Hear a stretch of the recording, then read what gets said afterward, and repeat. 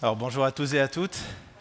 Je renouvelle encore une fois la bienvenue que Charlie vous a souhaitée en ce début de culte et je souhaite une bienvenue toute particulière aux grands collégiens qui sont avec nous pour cette prédication. On a débuté il y a quelque temps de ça une série de prédications sur le thème de la famille et ce matin on va voir ensemble le projet que nous enseigne la parole en ce qui concerne le rôle des parents et le rôle des enfants. Il y a quantité de livres qui ont été écrits à ce sujet-là, des dizaines et des dizaines d'heures de séminaires qui ont été donnés, de conférences, donc vous comprendrez bien qu'en 35-40 minutes, ce sera qu'un survol, mais j'espère que ce sera un survol bénissant pour chacun et chacune d'entre nous. En préambule, je voudrais dire deux choses. La première, c'est qu'avec Chloé, mon épouse, nous sommes les heureux parents de deux enfants qui sont ici, et qui peuvent témoigner du fait que je suis un père hautement imparfait. Donc dans tout ce que je vais vous partager maintenant, vraiment, je ne suis pas un donneur de leçons, mais je me positionne vraiment en disciple du Christ qui a tellement à apprendre et qui veut progresser, qui cherche à progresser et qui veut se former aussi pour progresser. Chloé et moi-même, nous sommes enseignants.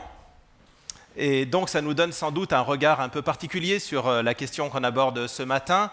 Mais encore une fois, là, on veut puiser les fondements de notre éducation dans ce que nous dit la parole, et non pas sur des techniques ou des choses qu'on aurait pu apprendre au cours de notre formation. La deuxième chose, c'est que dans cette prédication, je m'adresserai plus particulièrement aux parents qui professent la foi chrétienne, et aux enfants ou adolescents qui ont des parents chrétiens. Donc ça, ce sont les deux cibles essentielles, on va dire, de cette prédication. Donc je vais partir du principe que notre désir en tant que parents, c'est d'amener nos enfants à Jésus-Christ. Que tout en sachant pertinemment que ça ne dépend pas de nous, nous avons à cœur leur salut. C'est le principe à partir duquel je pars dans cette prédication. Et si vous n'avez pas d'enfants, eh bien, vous êtes quand même concernés, parce qu'un jour, qui sait, peut-être le Seigneur vous en accordera, et même si ce n'est pas le cas, vous allez le voir que vous avez toute votre place dans ce grand projet éducatif, notre rôle des parents et le rôle des enfants. Je pense que c'est tout un symbole, je n'ai pas déclenché le chronomètre pour savoir où j'en suis, donc j'implorerai votre patience par rapport à ça. Je vais commencer en donnant deux statistiques. Deux statistiques qui nous montrent des grandes tendances. La première est issue d'un sondage qui a été réalisé auprès de 1000 chrétiens pour savoir à quel âge ils se sont convertis. Et vous avez dans ce tableau les réponses. Je vous laisse les lire. C'est qu'une statistique, donc par définition, c'est faux. Une statistique, c'est faux. D'accord ? La preuve, ici, quand vous regardez, a priori, statistiquement, personne ne se convertit au-delà de 50 ans, et heureusement, notre Église est témoin du contraire. Donc, et merci Seigneur pour cette grâce. Mais je crois que c'est une statistique qui est vraiment intéressante parce qu'elle dégage une grande tendance. Et cette grande tendance, c'est que 85% des chrétiens, encore une fois, c'est faux, d'accord, dans l'exactitude, mais la grande tendance est vraie. 85% des chrétiens se convertissent avant l'âge de 16 ans, c'est-à-dire quand nos enfants sont encore chez nous. Un second chiffre, les pédopsychiatres considèrent que plus de 80% de la personnalité de l'adulte se construit avant l'âge de 6 ans.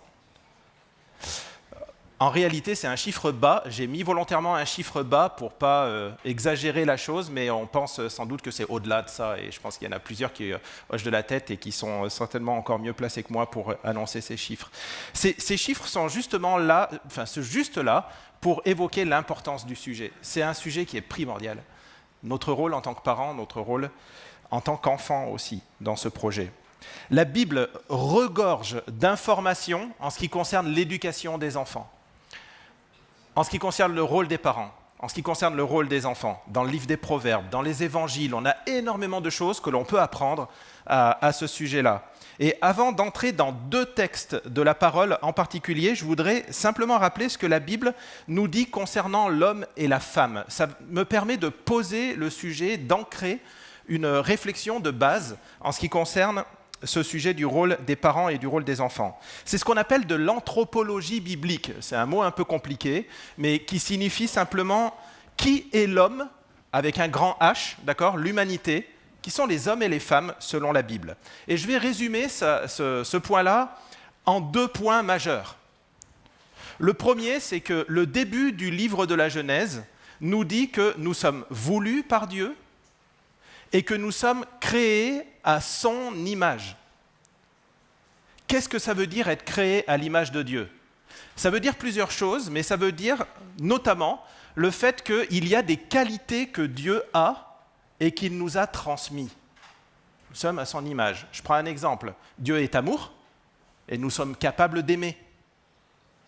Alors, Dieu est parfaitement amour et nous ne sommes pas capables d'aimer comme Dieu, on est bien d'accord ? Mais c'est un point commun, une qualité commune que l'on retrouve dans la filiation divine. Il a placé en nous son image.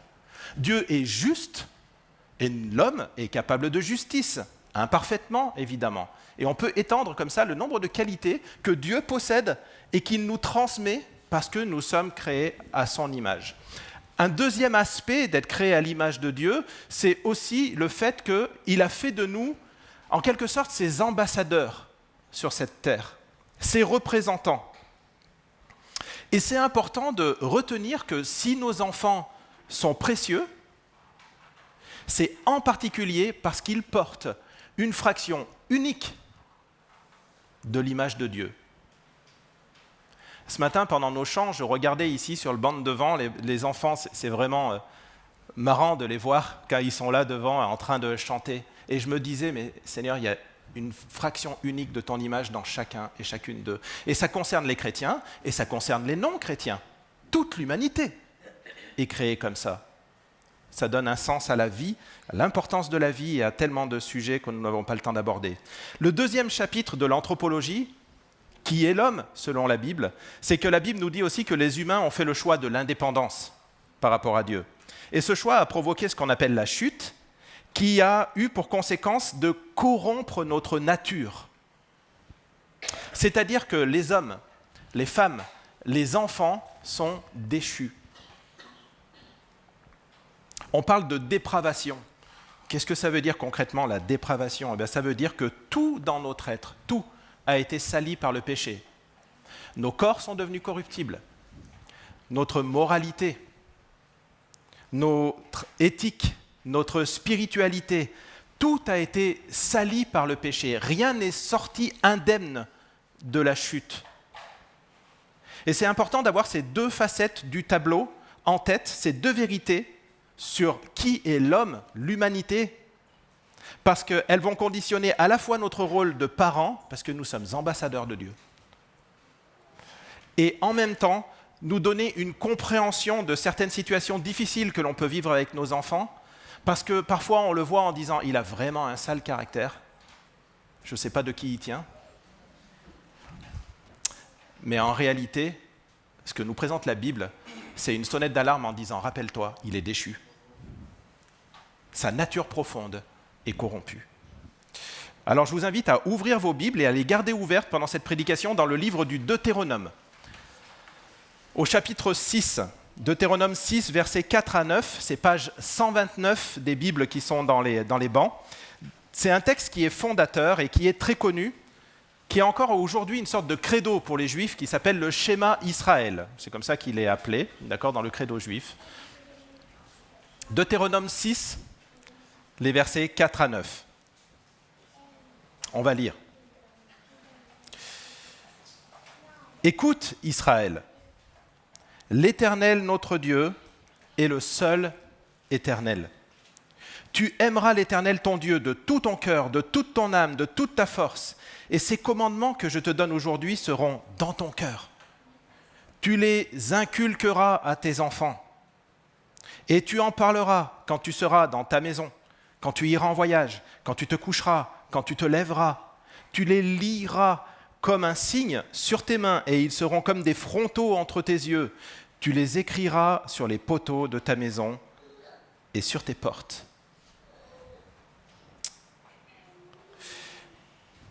Pour bien comprendre la profondeur de ce texte, je donne juste quelques éléments de contexte.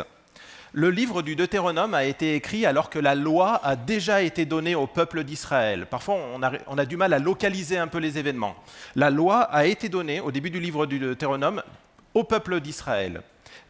Mais la plupart de ceux à qui elle a été donnée sont morts. Parce qu'au moment de la rédaction de ce livre, on sort de 40 années d'errance dans le désert où toute une génération a disparu. C'est la génération qui a reçu la loi. On a ici, donc, une nouvelle génération. Cette nouvelle génération s'apprête à entrer dans la terre promise pour la conquérir. Et cette terre promise était habitée par des peuples qui étaient païens, des peuples idolâtres qui pratiquaient toutes sortes d'abominations, sacrifices d'enfants, adoration de multitudes de dieux, idolâtrie en tout genre. Et c'est pour ça que la transmission de la loi à cette nouvelle génération, au verset 4, commence par une sorte de signal d'alerte. Écoute, Israël. Écoute. Il y a une urgence à travers ça. Et quelle est l'urgence ? L'Éternel, il y a un seul Dieu et il s'appelle l'Éternel. Israël, tu vas entrer dans une terre dont la culture ambiante dit autre chose. Tu vas entrer dans une terre dont la culture ambiante dit « Quoi, tu crois dans un seul Dieu ? Mais t'es ringard, mon garçon. Moi, je crois dans plein de dieux. » Baal, Astarté, et puis tellement, Akhéra, tellement de dieux qui étaient présents sur cette terre. Israël ne devait pas être fondu dans la masse, et c'était tout l'enjeu de sa présence dans la terre promise. Être une lumière pour les nations. Montrer que le peuple de Dieu est différent parce qu'il témoigne d'un Dieu différent. Je fais immédiatement le pont, évidemment, entre cette nouvelle génération et nos enfants. Dans notre éducation, nous les préparons à se confronter à une culture ambiante dont plusieurs éléments vont à l'encontre de Dieu lui-même. Et notre rôle en tant que parents, c'est de préparer nos enfants à être des lumières dans notre société. On doit enseigner nos enfants, parce que si nous, on ne le fait pas, c'est la culture ambiante qui va s'en charger. Et elle le fait déjà, à travers une forme de normalisation du péché. Des choses qui, pour les générations d'avant, étaient flagrantes en disant « mais non, mais ça, c'est contraire à la loi de Dieu », aujourd'hui deviennent insidieusement en disant « mais en fait, c'est normal, ça. En fait, c'est une base. Enfin, pourquoi ?» Et en fait, il y a une normalisation du péché, et qu'on le veuille ou pas, en fait, nos enfants sont enseignés par la culture ambiante. Si nous, on ne prend pas en charge cet enseignement, on les laisse enseigner par la culture ambiante.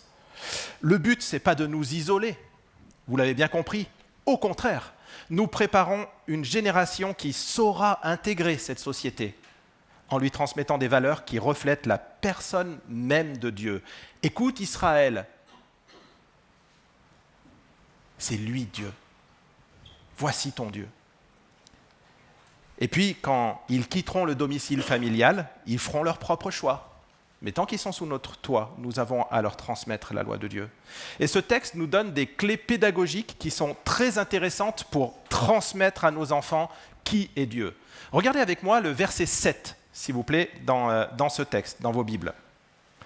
Tu les commandements de Dieu, inculqueras à tes enfants. Dans l'original, le mot qui est utilisé pour inculquer, c'est le mot aiguiser. Tu aiguiseras tes enfants. J'imagine que vous savez comment on fait pour aiguiser une lame, un couteau. On prend une pierre, puis on frotte, une fois, 2 fois, 100 fois. Je tartine pas, j'aiguise, hein, d'accord ? On répète le même mouvement. On aiguise les enfants. Tu leur répéteras les choses. Pourquoi ? Dans le but de les préparer à devenir des outils efficaces, tranchants. Ma maison, votre maison est une école dans laquelle on aiguise des disciples. Ce mot est instructif, je trouve, parce que ça arrive souvent de voir un enfant faire une bêtise, ça arrive, hein. Et d'entendre, je lui avais dit, et pourtant il me désobéit quand même. En fait, quand on dit ça, et encore une fois, je vous ai dit, hein, je plaide coupable, hein, mais quand on dit ça, ça revient à dire qu'on est capable de prendre une lame tordue, déchue, prendre la pierre et en un coup, regardez, la lame est parfaite. Tu aiguiseras encore, encore, encore, encore, parce que la lame est tordue. Et on a besoin de temps, de patience, de persévérance, et je crois que ce mot est un appel à la persévérance et à la répétition. Comme je l'ai dit en introduction, mon épouse et moi-même, nous sommes enseignants. Priez pour nos enfants qui sont pris en étau entre deux profs. Mais ce texte qui a été écrit il y a 3500 ans de ça, 3500 ans, résume parfaitement ce qu'on partage souvent avec Chloé quand on rentre le soir et qu'on discute de nos péripéties quotidiennes. C'est que beaucoup de parents pensent que l'école est suffisante pour apprendre, qu'un temps institué de 8h30 à 11h30, c'est là qu'on apprend, que ça suffit pour former une personne. Mais c'est faux. Et regardez avec moi la preuve des versets 7 à 9. Tu en parleras de 8h30 à 9h30. Non. Quand tu seras dans ta maison, quand tu iras en voyage, quand tu te coucheras, quand tu te lèveras, tu les liras comme un signe sur tes mains, ils seront comme des frontaux entre tes yeux, juste histoire que tu les prennes avec toi dans tes déplacements aussi, que tu les écriras sur les poteaux de ta maison et sur les portes. L'apprentissage de la loi de Dieu, l'affûtage d'un disciple, ça ne se fait pas seulement dans les temps institués particuliers, qui sont très bons au demeurant, il n'y a pas de problème avec ça, mais la formation efficace, elle se fait dans le quotidien. La formation efficace, elle se fait dans le quotidien. Quand est-ce que Jésus a formé ses disciples ? Sur les chemins ? En ralliant un village à un autre village ? Lors des repas ? En rencontrant des personnes ? C'est exactement ce qui est dit ici. Chaque circonstance du quotidien est une occasion de formation. Quand on joue avec nos enfants, quand on les aide à faire leurs devoirs, quand on est en voiture, quand on fait la vaisselle, nous sommes des ambassadeurs de Dieu. Vous savez quand ? Quand on fait la vaisselle et qu'il casse un verre. On voit si on est ambassadeur de Dieu. Dans la manière dont nous agissons et nous réagissons aux circonstances du quotidien, nous sommes là pour représenter la personne même de Dieu. Ce que ce texte nous dit ici, c'est que notre comportement de parents dans chaque action et réaction de notre quotidien va façonner l'image de la personne même de Dieu que nos enfants vont se construire. Qu'on le veuille ou pas, qu'on y croit ou pas, c'est comme ça. Et vous savez pourquoi c'est comme ça ? C'est parce que c'est le plan de Dieu qui nous a nommés ambassadeurs auprès de nos enfants. La culture familiale que l'on crée va rendre vivant l'Évangile devant nos enfants. Notre mission est de refléter le caractère et les méthodes de Dieu envers nous, à nos enfants. Je répète, notre mission est de refléter le caractère et les méthodes de Dieu envers nous devant nos enfants. Permettez-moi de donner un exemple. Il est 21h. Vous avez couché vos enfants. Vous avez fait retomber l'ambiance comme un bon animateur en fin de soirée, c'est faire retomber l'ambiance. Vous avez peut-être prié avec eux, lu une histoire, le calme est là, la quiétude est là. Et à 22h30, vous entendez du bruit à l'étage. Vos enfants sont en train de se disputer. Manifestement, ils n'ont pas compris le message subliminal qui était que maintenant il faut dormir.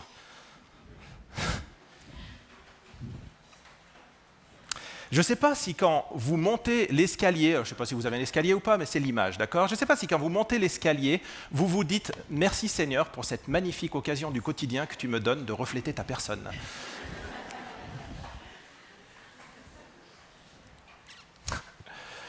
Je le dis sur le ton de la plaisanterie, mais Mais en fait, c'est terrible. C'est terrible ce qui se passe en nous à ce moment-là. Parce que j'ai deux questions. Qu'est-ce qui, honnêtement, en étant intègre devant le Seigneur, me met en colère dans cette situation?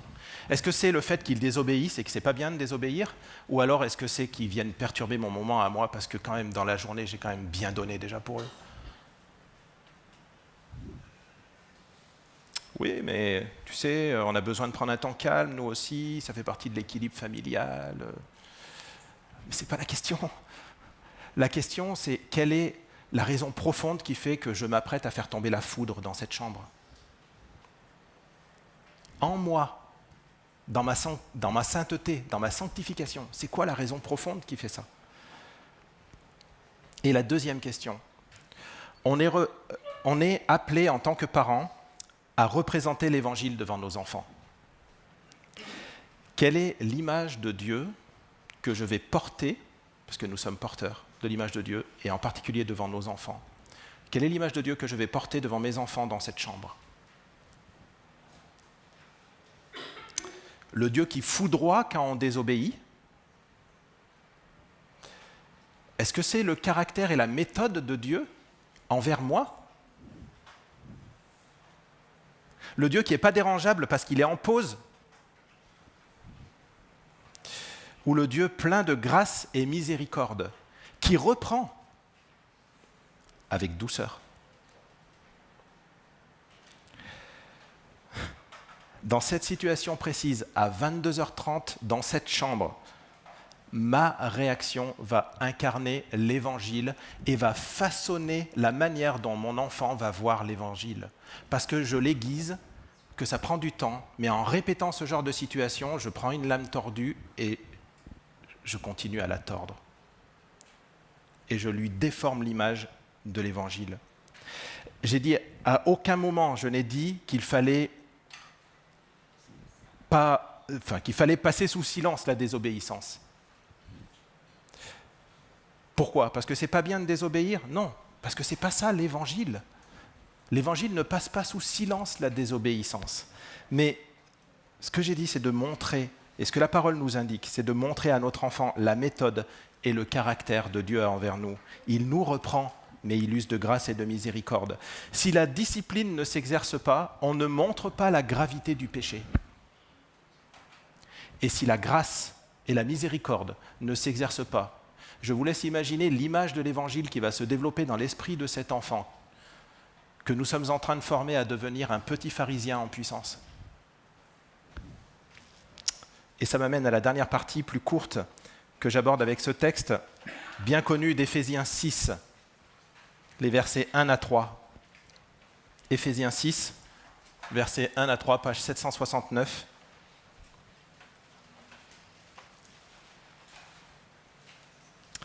Enfants,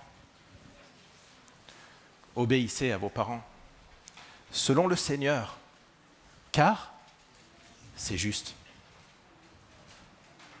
Honore ton père et ta mère, c'est le premier commandement avec une promesse, afin que tu sois heureux et que tu vives longtemps sur la terre. Sans doute le texte préféré de tous les parents. Oui, les enfants doivent obéir à leurs parents. Oui. J'aimerais qu'on comprenne les raisons de l'obéissance et les mécanismes de cette obéissance. Juste avant ce texte, Paul vient de demander aux épouses d'être soumises à leur mari et aux maris d'aimer leurs femmes. Je vous renvoie à la prédication de Raph la semaine dernière à ce sujet, mais je me permets juste de rappeler le but de cette relation soumission-amour. Le but de cette relation soumission-amour, c'est de manifester la relation que Christ a envers nous.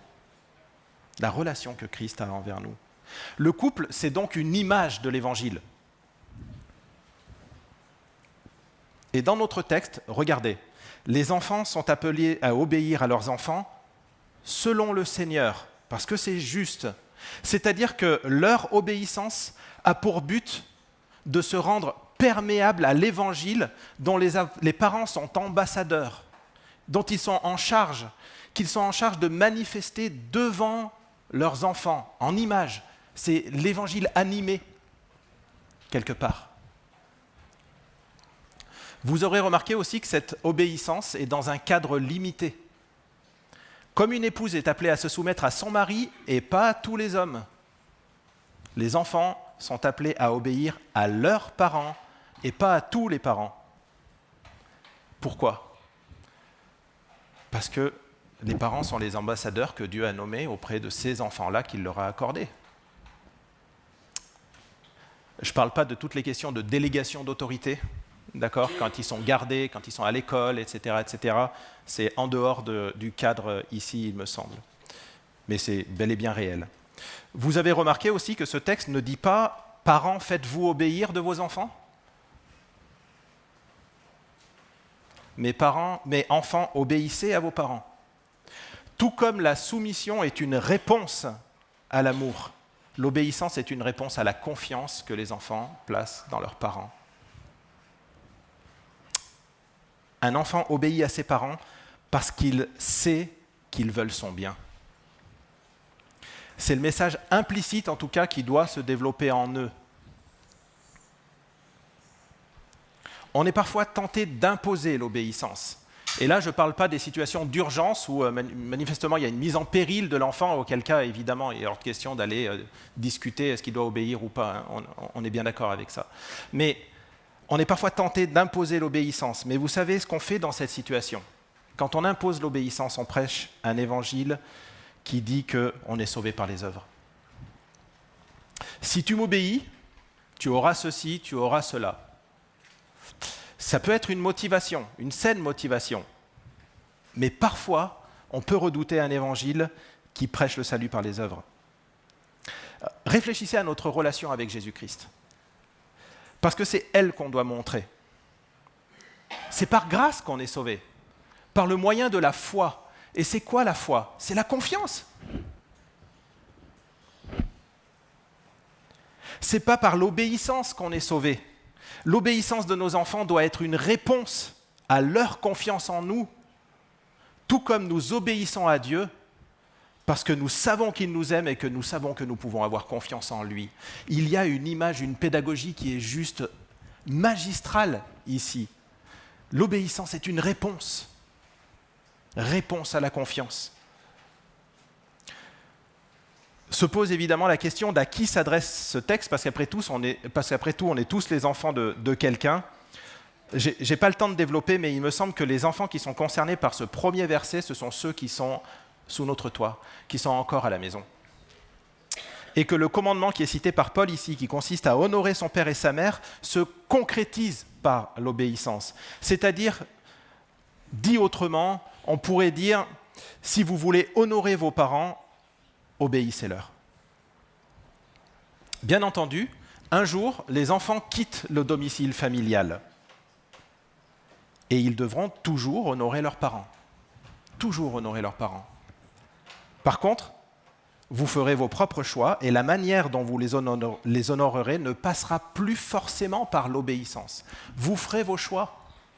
Une fois qu'ils quittent le domicile, ils font leur choix. Mais l'honneur est toujours dû aux parents parce qu'ils sont nos géniteurs et les ambassadeurs que Dieu a choisis pour les éduquer. Vous avez vu le verset 3 ?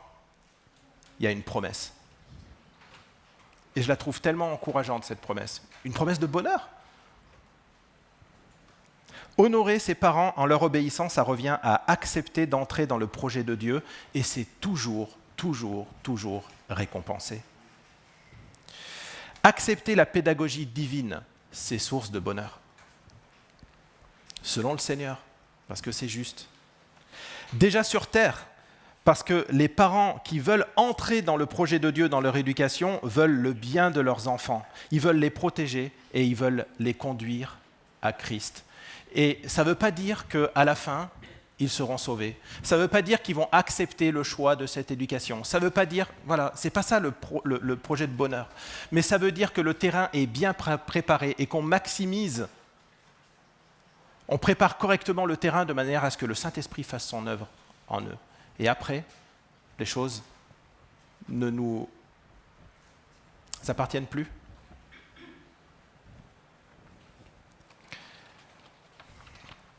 Il y aurait encore beaucoup de choses à dire, mais il est temps de conclure et je voudrais simplement m'arrêter sur 7 conseils.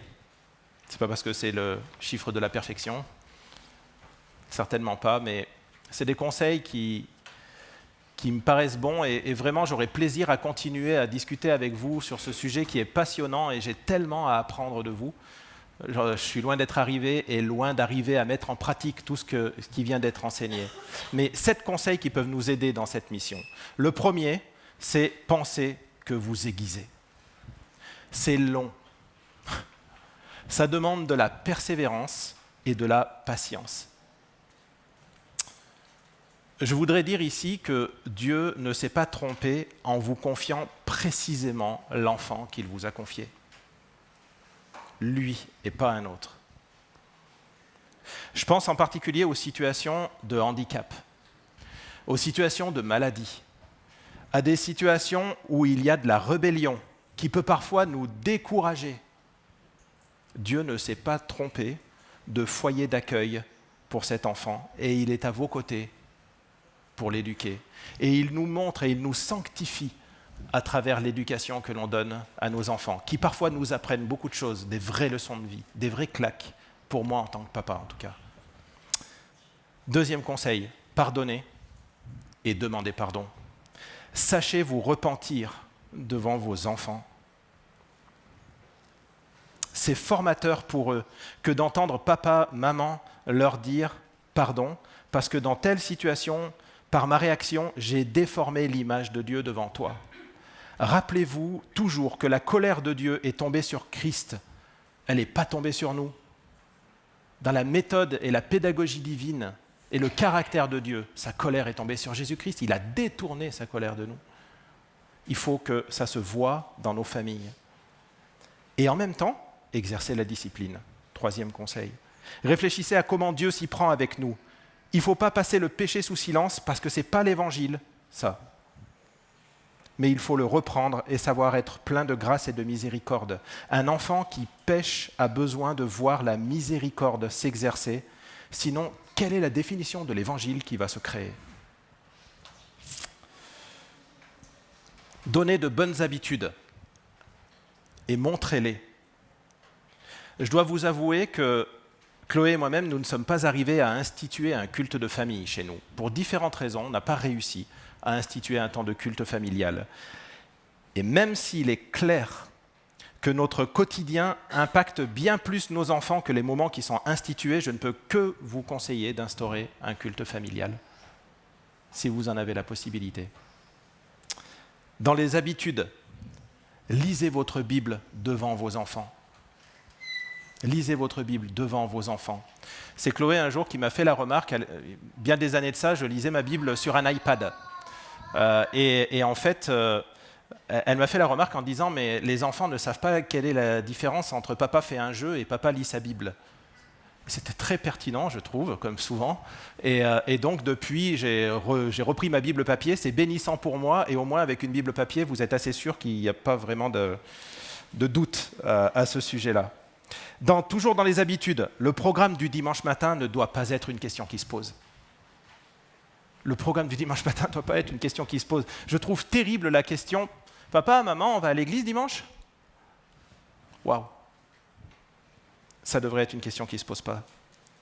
Dans la même lignée, faites-leur vivre la communauté.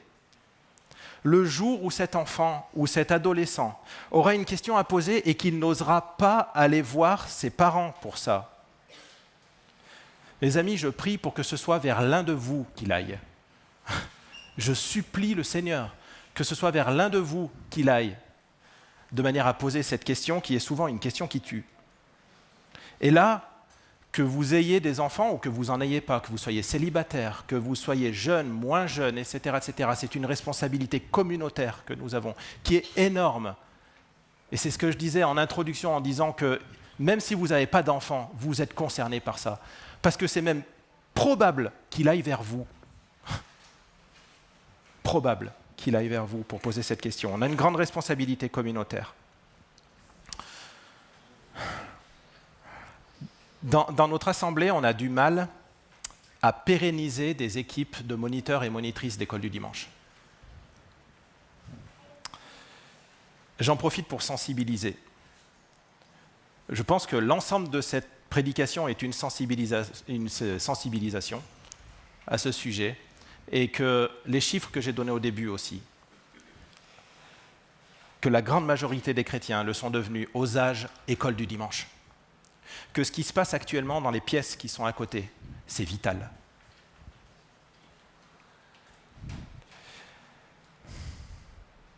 Le défi de l'école du dimanche est ultra pertinent, et on a besoin de bras. On a besoin que le Seigneur mette des fardeaux sur les cœurs pour les âmes de ces enfants qui sont dans ces pièces, pour nos enfants. Nos enfants. Si ça éveille des choses en vous, venez me voir à la fin, j'aurai plaisir à échanger avec vous. Rappelez-leur souvent que vous les aimez. Même s'ils se rebellent, s'ils vous déçoivent, rappelez-leur que vous les aimez. Si nous devons faire une erreur, commettons plutôt un excès d'amour qu'un excès de discipline. Ça se rattrape plus facilement. Et enfin, plaidez leur cause auprès du Seigneur. Leur salut est une priorité vitale. Leur salut est une priorité absolue. On prie, je vous assure, on prie, en particulier pour les enfants dont les parents sont à l'ECE et qui ne sont pas encore au Seigneur.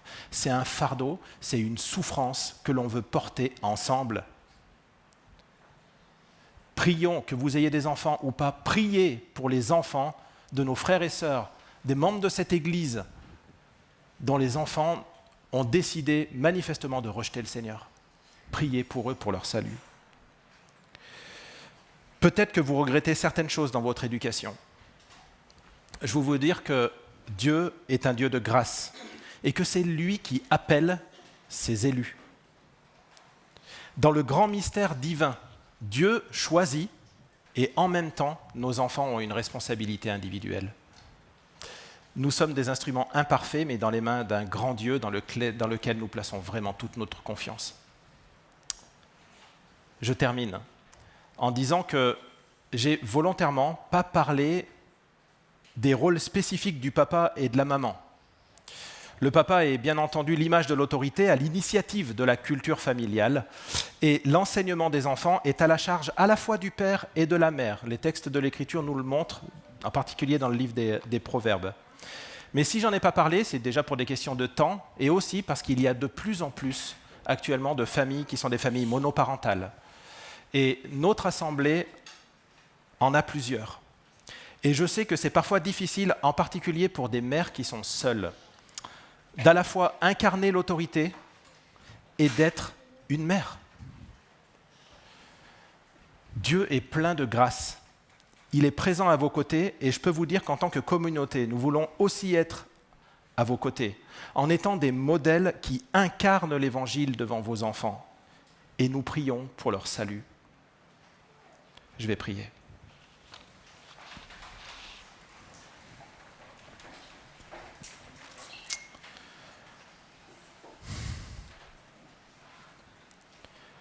Seigneur, je suis bouleversé de ce que tu nous aies délégué, cette mission d'être tes représentants, ambassadeurs auprès de tes enfants, de ces enfants que tu nous prêtes. Je te remercie, Seigneur, de nous les avoir confiés. Nous voulons être de bons intendants de ces biens ultra précieux que tu nous prêtes. Donne-nous d'être des images qui ne déforment pas l'Évangile devant nos enfants. Donne-nous de refléter tes méthodes et ton caractère devant eux. Transforme-nous, Seigneur, par ton esprit. Donne-nous la patience, la persévérance et la grâce. Pose un fardeau dans nos cœurs, Seigneur, pour l'enseignement des enfants ici, parmi les membres de cette Église. Qu'il y ait une prise de conscience de cette urgence. Nous t'implorons, Seigneur, pour le salut de nos enfants. Pardon pour nos erreurs. Seigneur, nous nous réfugions dans ta grâce et dans ta miséricorde. Sauve, Seigneur, pour ta gloire. Amen. Nous sommes heureux d'avoir passé ce moment ensemble. Rendez-vous dimanche prochain à 10h30 sur notre chaîne YouTube.